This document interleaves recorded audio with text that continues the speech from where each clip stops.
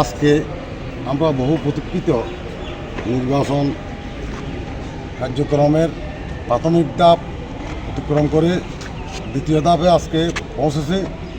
আমাদের কেন্দ্রীয় বিএনপি কর্তৃক মনোনীত বিএনপির সংসদ সদস্য পদপ্রার্থী আলহাজ গিয়াসউদ্দিন কাদের চৌধুরীর পক্ষে আমরা এই কিছুক্ষণ আগেই মনোনয়নপত্র দাখিল করেছি।